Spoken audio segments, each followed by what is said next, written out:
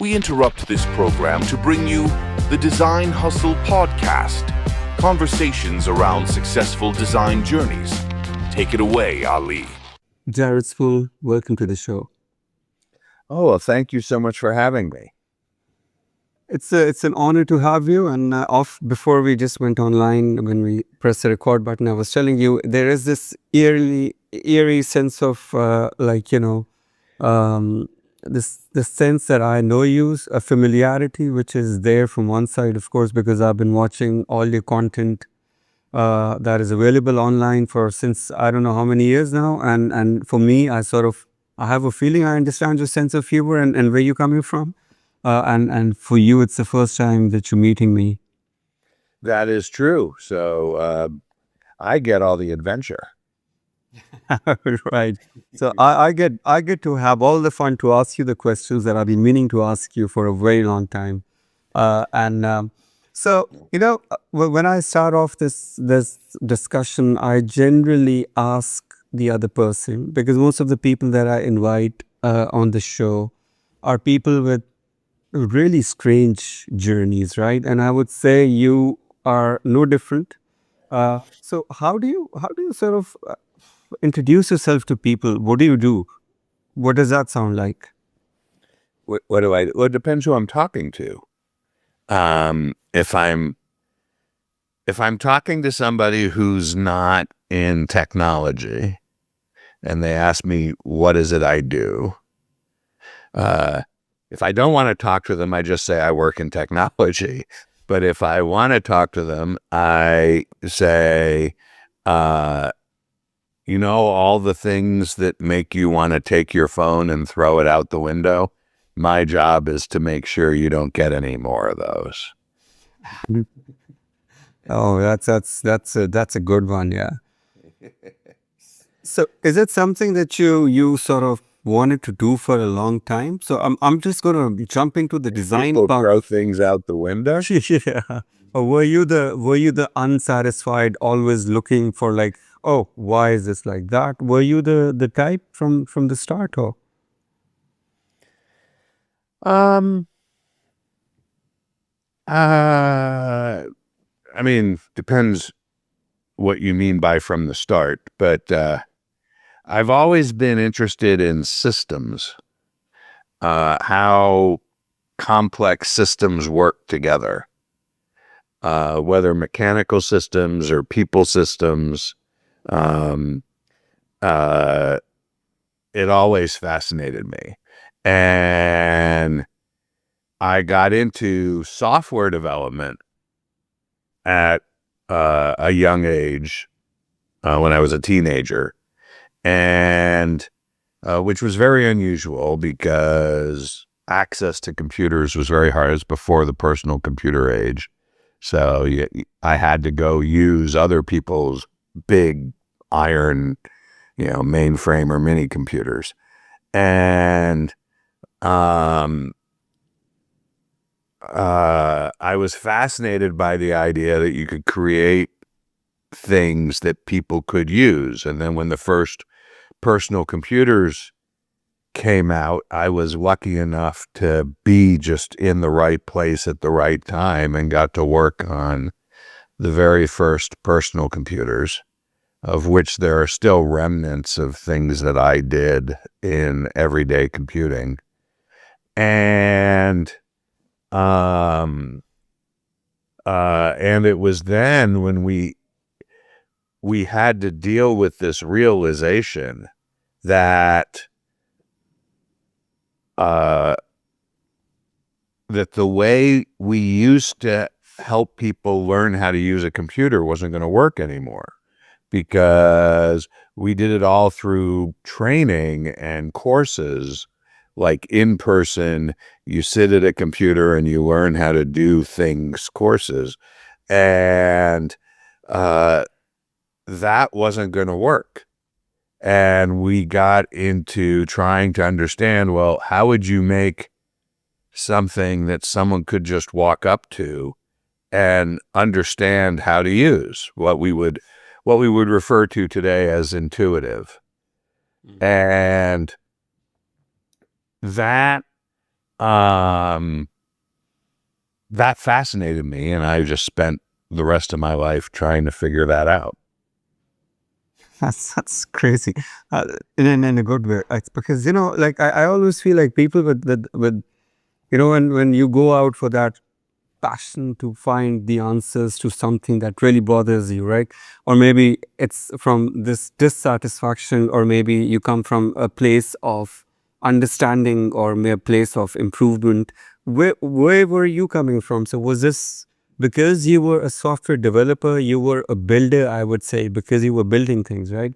Were you coming from that perspective of improvement, or was it more to do with like, oh, I can do better? So I got to work on one of the very first personal computer word processors. And the company that I worked at the time, a company called Digital Equipment Corporation, doesn't exist anymore. It was bought by Compaq, who was then bought by HP. But the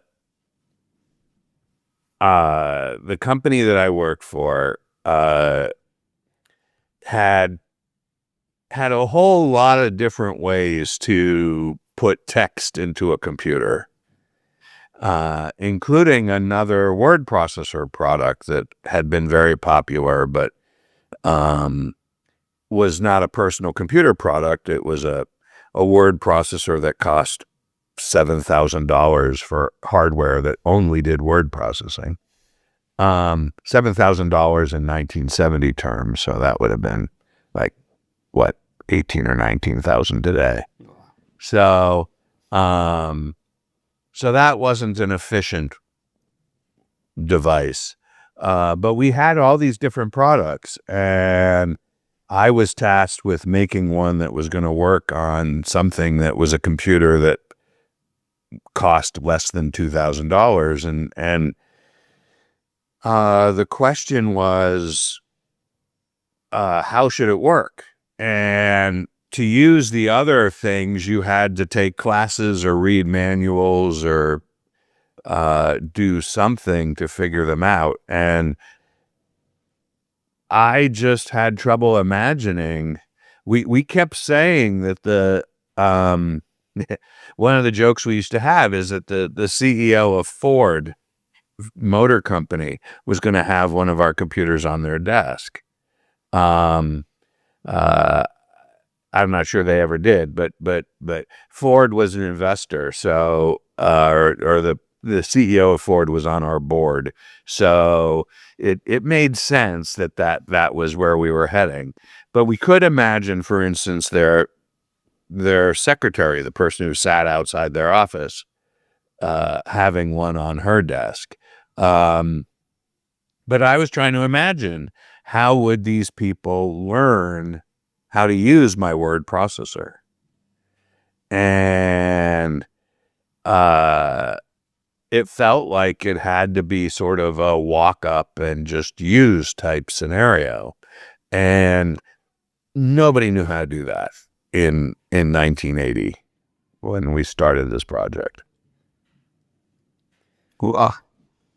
So I'm guessing it was the wild west for the UX side of things, right? Because you were just exploring, building, learning, coming up with new things. So what was that process like for you?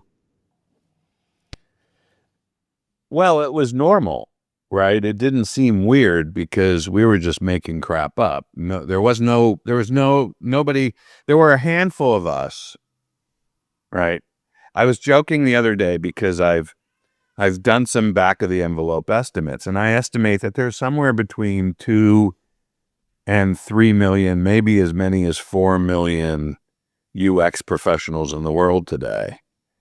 And back in the days when I started, we could take all the UX professionals. We didn't call them that then. That term didn't exist for another 13 years. But we could take all the UX professionals and put them in a single ballroom in a hotel. And I know this because we did it. in Washington, D.C. We got everybody into a ballroom in a hotel. And we did it again in Boston 2 years later. And that was fascinating, right? That you could actually meet everybody. And so all of us were making stuff up as we were going. And like, I was in the room when the very first usability tests on software was being conducted. And we had no clue what we were doing.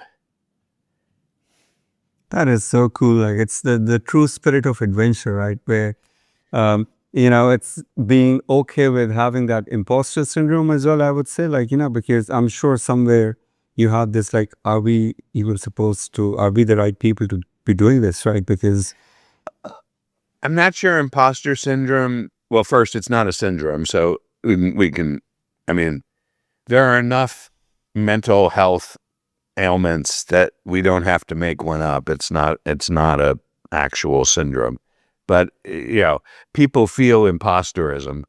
But you feel imposterism almost always because you're afraid of being discovered that you don't know what you're doing.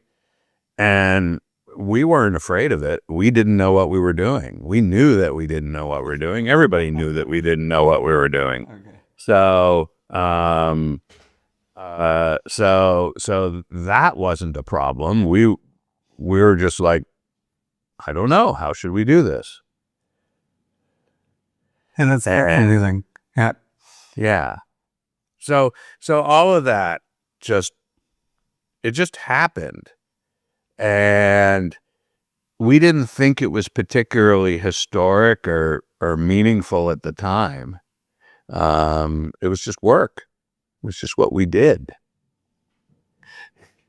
But was it difficult for you to explain to other people what you were doing? Because I can imagine when you left a company and joined another one, right? So what was that process like? What do you do? What do you call yourself? How do you position yourself? So because now I think it's easier because things are siloed. And again, I think I'm going to ask you this question later on: what the state of current UX design, UX landscape is. But I'm guessing at that time, it was pretty, still not very easy to explain what you were doing.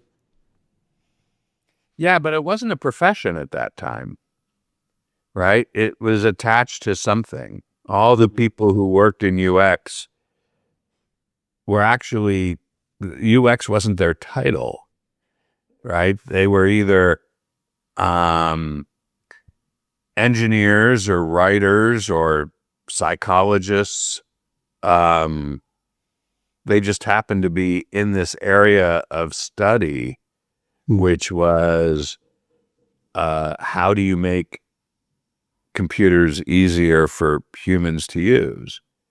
And there were tangential disciplines there in industrial design. There was a whole field of human factors, and all these things were sort of happening all at once.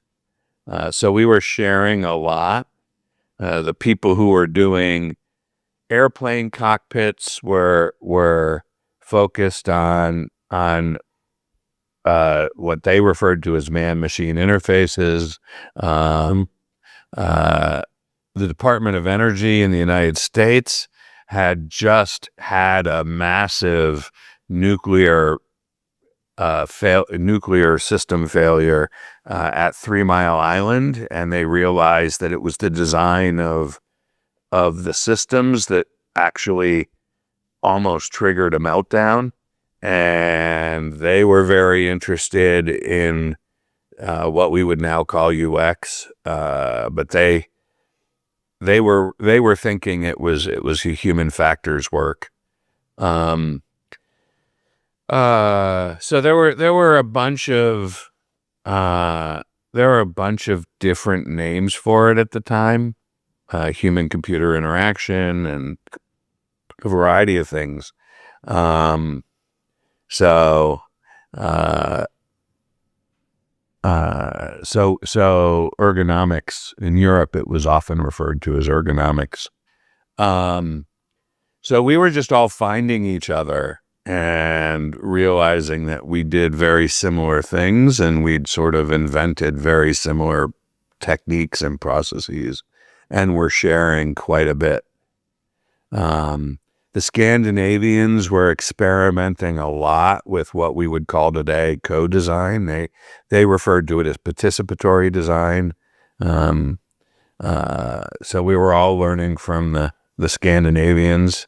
There was a whole line of cognitive psychology that was all based on how people process goals and how people process information. So it was a lot of cool stuff happening simultaneously. And so, because you were also sort of teaching, I'm guessing you kept an eye on what was going on because you had to sort of know the state of affairs, right? Globally. Yeah, I'm not sure that I did that because I was teaching. I think I mostly did it because I was fascinated by it and just couldn't get enough. Every new paper that came out, I was just really excited that somebody had worked on a thing, and they had a method and they tried it out and it produced results, and sometimes it produced the results they expected.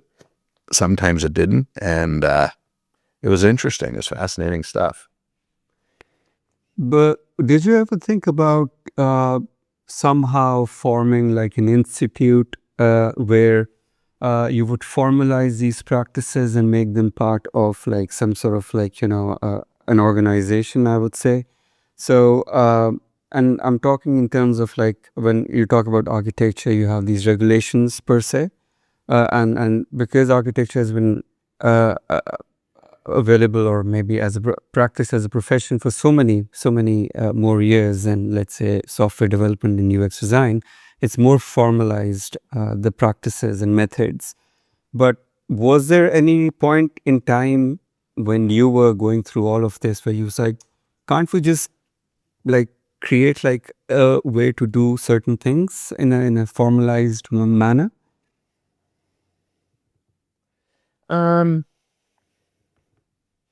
I had this idea very early on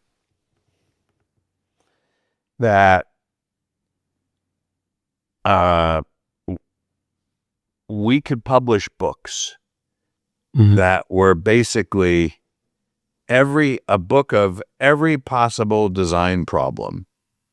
And you would just turn to the right design problem, and there would be all the solutions people had tried for that design problem and what worked and what didn't. And you could see the things that tend to work. In some ways, it was an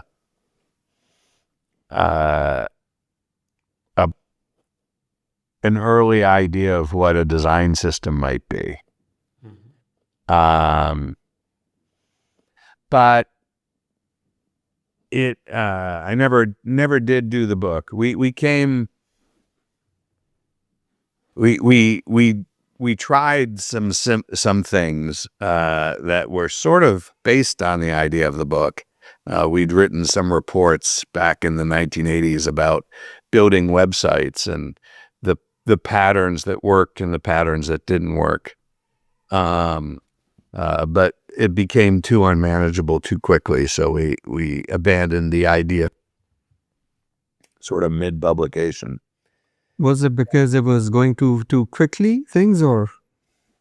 There's just too many different problems and too many different, the language for describing problems and the language for describing solutions was different. And this was before Christopher Alexander's book about design patterns became popular, which was sort of the starting point of the modern day design system. His book about pattern languages. but it was basically this idea that somehow you could you could catalog all the ways people interacted with technology, because after all, how many things can you possibly do on a device? It can't be that many. And yeah, we were completely wrong about that. That's awesome. So that brings me to what you are doing now, right? And I find it fascinating. You've been always sharing your knowledge on different channels, different platforms, I would say, different mediums. However, there's one thing consistent on your LinkedIn, and that is like this. Somehow you have a very strong brand of someone who is an authority figure in UX strategy, let's say.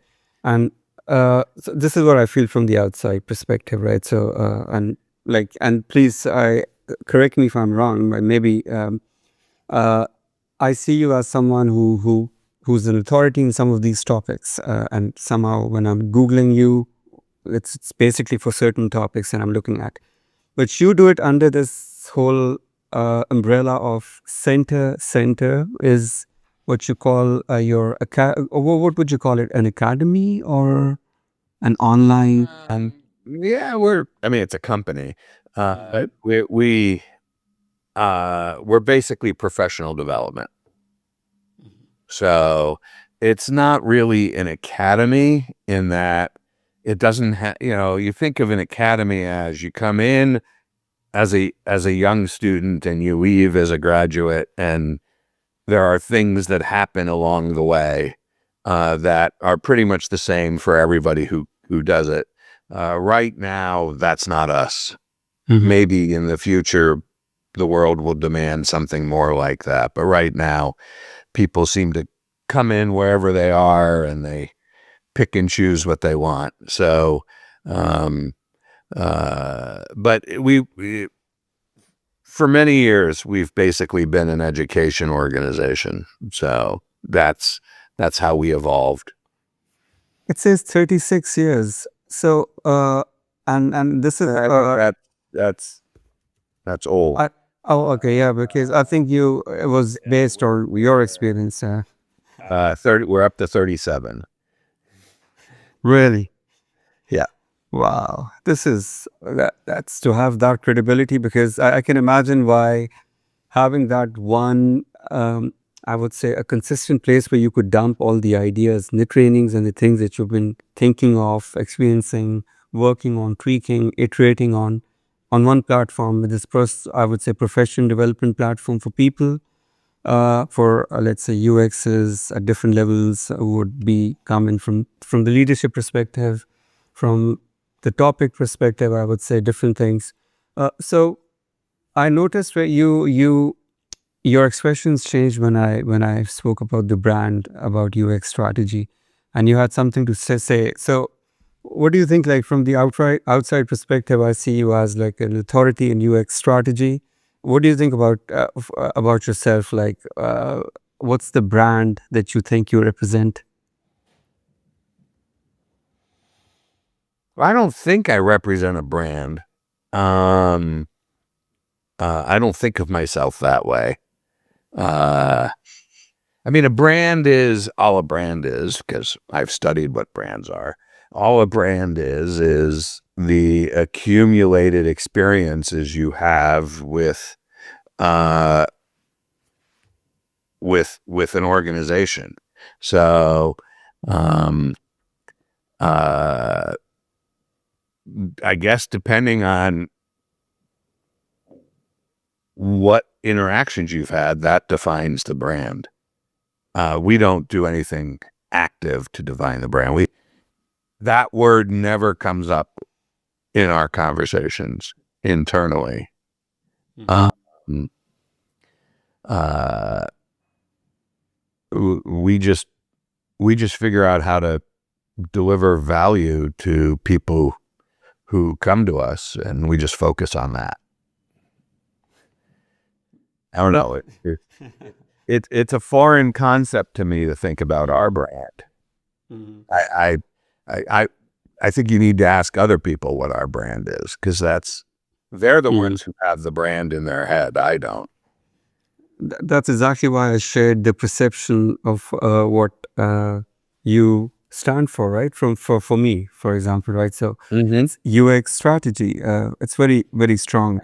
I mean, it's what I talk about all the time these days. It is at the center of the things that I'm interested in. I feel like the UX field has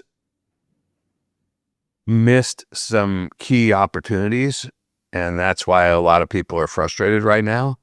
And that to get back on track, we have to have a much stronger emphasis on UX strategy. And so UX strategy is one of those elusive terms, right? And correct me if I'm wrong. So almost every single company that I worked for there's been a lack of a UX strategy per se, right? And not because of anyone else. I was equally part of it, right? Because There's somehow. there's always the UX strategy. Mhm. Can you explain that, please, like just for clarity's sake? All a UX strategy is so in an organization, every subgroup of the organization, sales, marketing, product, support, they have their own strategies. They might be explicitly designed strategies, something that someone intentionally thought about, or they might just be strategies that have formed organically over time. But there's always a strategy, right? Sales is trying to sell things. Now, they might have a very specific strategy that they're going after a particular audience because that audience is underserved and it has a big market. And, maybe we're going to move into Latin America, so we're going to focus and build a sales operation in Latin America. That's a very explicit strategy. Or it could just be, we're going to sit here and take orders whenever anybody calls us, right? That's a very implicit strategy. It's like, people want our product, they'll show up. Right. Got it. But you always have a sales strategy, and you always have a marketing strategy, right?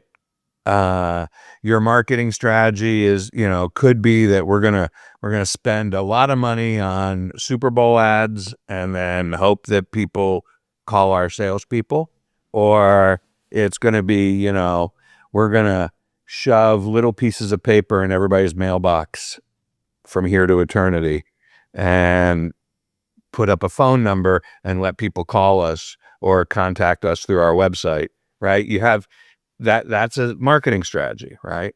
And each of these strategies are aimed at using all the resources that an organization has, all the sales resources, the salespeople, the tools, everything they have to accomplish the organization's goals, which could be things like trying to grow or trying to expand into new markets, whatever their goals are. So a UX strategy is always basically all the UX things that can help an organization succeed at achieving its goals. All the resources, people, understanding, knowledge, techniques, skills, all of that. So if you have a product and you put out a product, it has a user experience. It always has a user experience. It may not be a good one, but it has one. And that experience was the product of the strategy that got that experience. Now, for most organizations, the UX strategy is basically, we've got a bunch of UX people, and when they let us do UX things, we'll put out something that has slightly better UX. And that's their UX strategy. But it's a strategy based primarily on focusing on tactics. And not a strategy that is explicitly, thoughtfully created to say, how would a better user experience allow us to more easily sell our products? How would a better user experience allow us to deliver value to customers that they didn't even know they wanted? And that's where my work these days is around, is if we were going to create an explicit design strategy, what would that look like? So what you mean is, per se, a strategy exists because either good or bad, implicit, explicit, like, it depends. Like, and most of the times, just because a product exists, the user experience exists, and if a UX team exists, a strategy exists. So it's somehow it's this monster that is there, and it's not being sort of formed towards a particular direction. And most of the times, it's based on actions or tactics, as you said. Like, it's just doing work itself is like means to a strategy or taking certain steps. But what you're speaking of now is creating a mission-driven strategy, or maybe there's a better word for that. Like, Well, it's just being more deliberate about it. okay. And let me give you an example. If you walk into a fancy restaurant kitchen early in the morning, in the middle of the day, you might see one of the chefs slicing onions. And they're sitting there, slice, slice, slice, slice, slice. They're slicing onions. They're going to need hundreds of onions for the dinner service, so they're just slicing them all up. And they've got techniques and methods to do that quickly and efficiently. They've got tools, knives, maybe an onion slicer, a mandolin, maybe it's a power tool that does this, right? They've got bowls. They know how to store them. They know how to wear special goggles so that their eyes don't water. They've got all sorts. They've mastered this, right? They could very well be the best onion slicers that you've ever met. And they certainly do it differently than you probably do it at home, just because of scale, right? But nobody's coming to that restaurant because they have the best sliced onions. Okay. They're coming to that restaurant because they love the food, or they love the cuisine, or when they bring their guests, it says, I can afford an expensive restaurant or something. And those onions are essential, but they're really independent. They're just tactics. The chef is going to need onions. The later in a recipe, we just slice them up to get them done. And it doesn't really matter what we're cooking. We slice the onions exactly the same way. It doesn't matter what the cuisine is. We slice the onions the same way. It doesn't matter, and any details, it doesn't matter if it's a holiday. The onions get sliced the way the onions get sliced, right? That's tactics. When we run a usability test, we run usability tests the same way everywhere. When we create Figma files, we create Figma files the same way everywhere. Unless you're one of the few people who names your layers. Then you're a little different. And that's it, right? These are tactics. Tactics are independent of what we're producing. If you work in healthcare, UX design is no different than if you work in finances or aerospace. It's just slicing onions. That's an excellent analogy. Thank you for that, Jared. Because But the strategy is very different.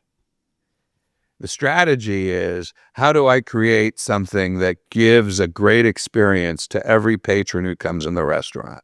How do I create something that gives a great experience to every employee who works at the restaurant? And that, if I'm running a food truck, I do things very differently than if I'm running a 1,000 seat 2-star Michelin restaurant or a 10 seat 4-star Michelin sushi bar where I charge $1,000 a meal versus $5 or $10 a meal for a food truck. I'm going to make very different decisions, but I'm still going to slice my onions exactly the same. Got it. Yeah. Yeah. No, that's, I think that's a very clear analogy. So, do you think, like, in terms of differentiating strategies with different products, is it to do with, I would say, what the end goal is when with how you align with the business, and you get the business goals aligned with the experience goals? What does that look like? Well, sure, right? I mean, what is it that would make somebody's life better? At the end of the day, that's what UX is. UX is, if I do my best work, how am I making somebody's life better? And the work that I do is going to depend on the nature of the thing that I'm building and who I'm building it for and what else they have and what it's going to do for them, how it's going to make their life better. And so the strategy focuses on that. If we do a great job, whose life gets better and how? And the thing is that you can tell that most UX people don't work strategically because they can't answer that question. You can't walk up to just any UX person and say, can you give me the name of somebody who you absolutely know their life will be better when you do a good job on this project? And can you tell me what will be better about it? How is their life better because of the work you're doing here? Because most UX is not about, most of current, 2025 UX is not about people and making their lives better. Most 2025 UX is about building a product that's the least terrible product they'll let us build. Mm-hmm. Yeah. So, talking about 25, so the current state of UX and the future of UX, how do you see it evolving based on, like, of course, I'm not even going to talk about AI directly, but I think from a broader perspective, how do you look at this? Well, the way I see it evolving is that we have to get rid of all the mediocre and poorly designed things in the world. Mm-hmm. And I think there's a competitive desire to do that. I think one of the most interesting companies to look at right now is Universal Studios, NBC Universal. Because they are in the process of investing billions of dollars to build a better theme park than Disney. And it's all about experience, right? The only way to beat Disney is by building a better experience than what Disney has to offer. And so you look at the massive investment that they are making purely in UX. It's not in anything else, right? I mean, roller coasters are well understood. Rides are well understood. We know how to build these things. They're not building these things because it's the sheer hardware that makes a difference.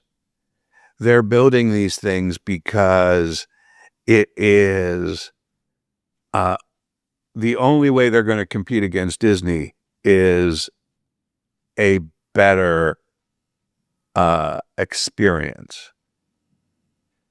You compare that to another competitor that we have in the United States. There's a company called Six Flags. And Six Flags makes theme parks. Except they're not really theme parks. They're in the traditional sense. There's no theme other than come give us a bunch of money and we'll let you go on a bunch of rides. And they don't invest what Disney invests. And as a result, it's a substandard experience. It's okay if you need to entertain the kids for a day. It's a fine place to go.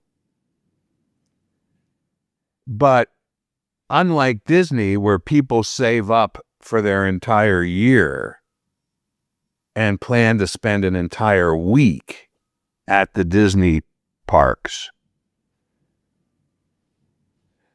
Six Flags doesn't get that kind of attention. They can't charge the same prices that Disney charges. They don't make the profits that Disney makes. And the only real difference is the experience. Yep. So what would you recommend people in the UX field focus on now? So for example, these are the people, because I see that you also coach and guide people to look for better opportunities and how to position yourself, your work and portfolio based on companies and so forth. So what's your advice for, let's say, mid-tier UX designers who have a few years under the belt, who find it difficult now to move forward? Well, I think they need to learn to be strategic and not always tactical. They need to move away from the day-to-day onion slicing and get into how do we create an experience that people will pay extra for? How do we create an experience? I mean, it's funny that you've brought this up because I'm writing a piece on this right now, and I've been thinking about this. In the United States, the average UX person, it costs the company about $200,000 a year to have that person as an employee, right? By the time you add in salary and benefits and equipment and electricity and Figma licenses and all the things that a UX person needs, you're looking at somewhere around $200,000. So we can use that as a rough estimate. So, the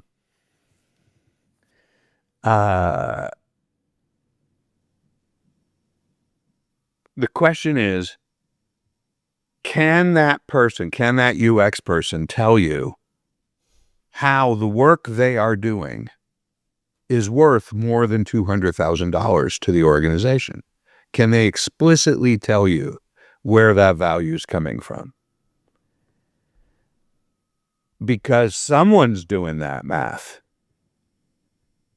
And if they, we have these UX people, they cost us $200,000 a piece. Do we need them? If nobody can answer that question as to how it helps, if I get rid of that UX person, do I lose more than $200,000 worth of some value in the company? If the answer is, I don't know, you're leaving it to chance that someone's going to say, well, why don't we find out? Let's get rid of them. Yeah. True. I think it depends on the maturity of the product as well. So what I've experienced is a lot of times, because I've dealt with some legacy software situations, right? So in that respect, so there's a software that is already being used by 100,000 professionals, right? And you change something, and they are going to come after you. You move a button, left, right. That's a different game. And then on the other side, you have a new product that you're taking to market, right? Bringing to market in the next 8 months, and the ROI is sort of calculated like, oh, in 3 years' time, once. Well, but it's more than this, right? So it's not just where the buttons are, right? Because I guarantee you that moving a button to the left is not a $200,000 problem for the company, no matter how upset customers get by it, right? But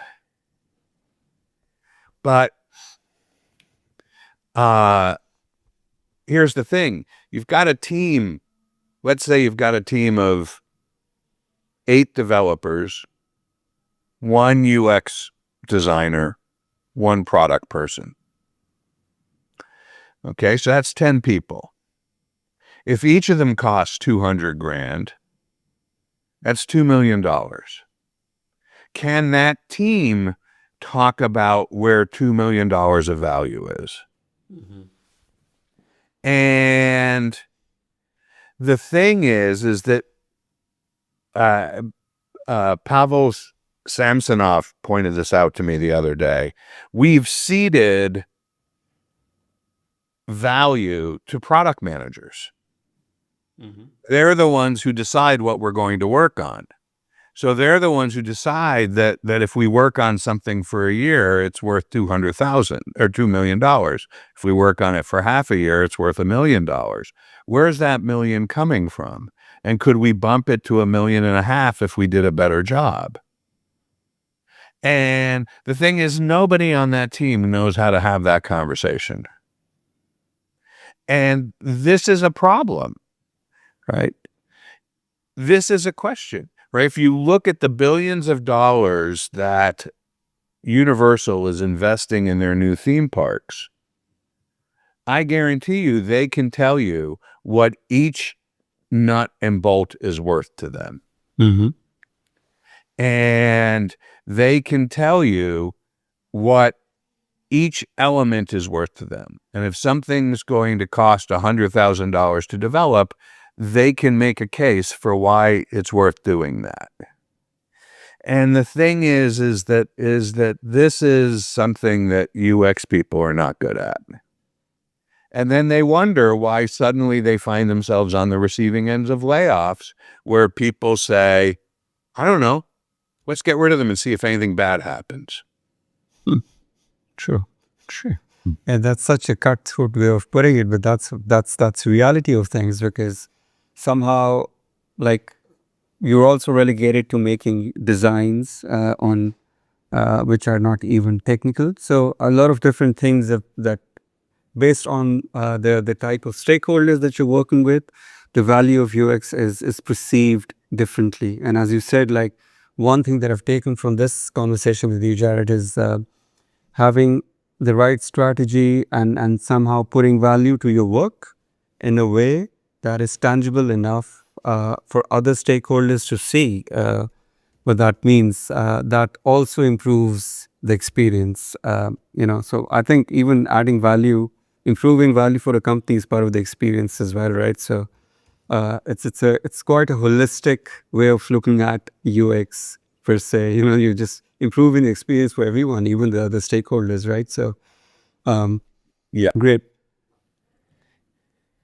Yeah, it's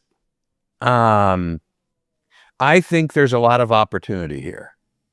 I think once UX professionals can learn how to do this well,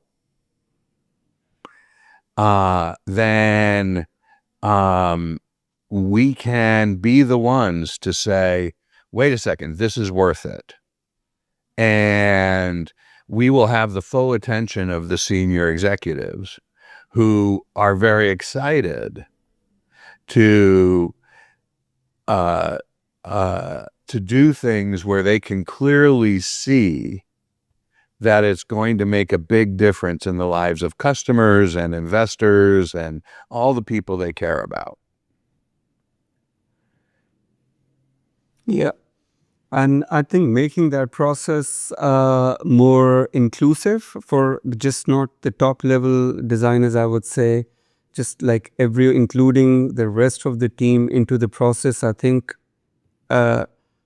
is also something that might add value. So I'm speaking from experience where I see like a lot of these discussions and these decisions are taken. Of course, it's a top-down decision-making approach, and including the rest into the process somehow makes them stakeholders in the success or the failure of the process. And I mean, Absolutely. yeah, okay. Absolutely. I think that everybody on the UX team and everybody um uh on the uh on the product team that the UX people work with, they have to know where the value is. They have to be able to answer the same question. If we do a great job on this, whose life is getting improved and how? If we can't talk to that, we're just guessing that what we're doing is valuable. And we're really bad at guessing that well. That's why so many products, I mean, you get a product, you upgrade it, it just frustrates the hell out of you. It's like, this was so better, but so much better before the upgrade. You know why? Because somebody guessed what you needed instead of finding out what you needed. Finding out what you needed. That's I think it's an excellent advice. And let's finish on this. I'm wary of the time. Thank you so much, Jared, for your time. Thank you. It's been lovely. And I hope we get a chance to talk again. Thank you. Definitely. Thank you.